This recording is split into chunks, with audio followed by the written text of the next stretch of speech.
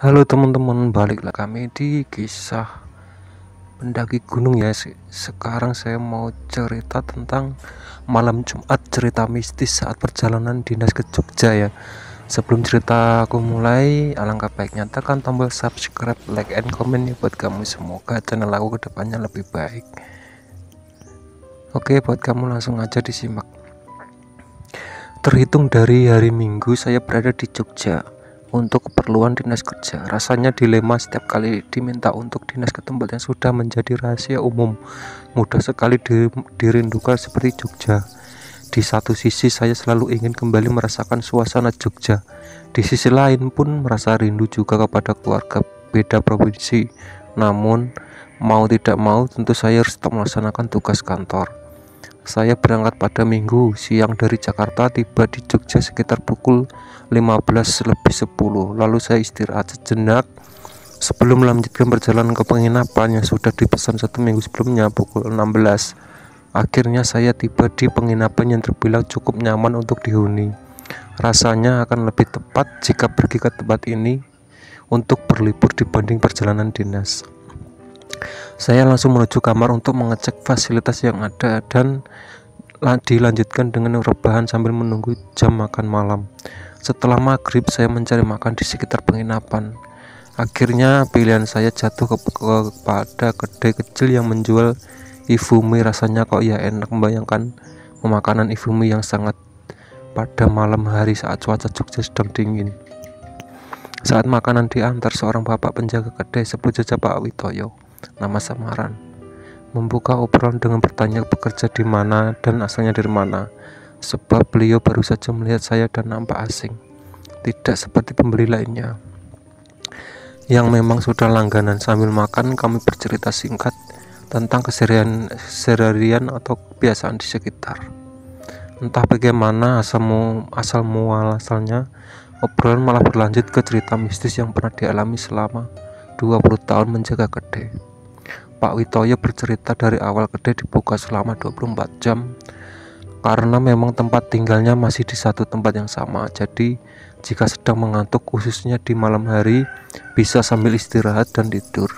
Istri dan anak pun senantiasa menjaga kedai secara bergantian.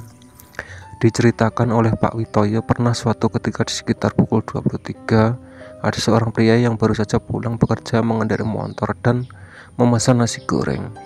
Pria tersebut sudah memberi uang lebih dulu dan diminta untuk menunggu selagi nasi goreng dimasak.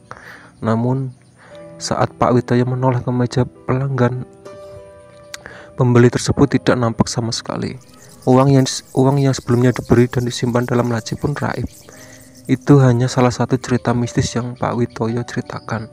Hari sudah semakin larut, saya bergegas kembali ke penginapan. Dalam perjalanan saya teringat suatu wajangan jika bercerita dan memikirkan hal mistis sama aja dengan mengundang makhluk tak kasat mata ke sekitar kita. Saya mulai merasa was-was meski sudah tiba di kamar. TV dinyalakan agar suasana terasa ramai. Tidak lama saya rebahan, pintu kamar ada yang mengetuk 3 kali. Tok, tok, tok. Awalnya saya tidak curiga karena ada kemungkinan penjaga penginapan ingin memastikan fasilitas aman tercukupi. Namun setelah saya buka pintu, nyatanya tidak ada satupun di lorong. Pikir saya mungkin sudah lewat karena terlalu lama tidak ada respon. Tak lama ada kebetulan berikutnya, tok, tok, tok. Kini saya langsung bergegas, namun untuk memastikan saya cek terlebih dahulu melalui kaca kecil pada pintu yang dapat melihat suasana di luar, namun tidak bisa melihat suasana dalam kamar dari luar. Tidak ada siapa-siapa di sana, sampai akhirnya ada sosok wanita berjubah putih berambut panjang melewati pintu.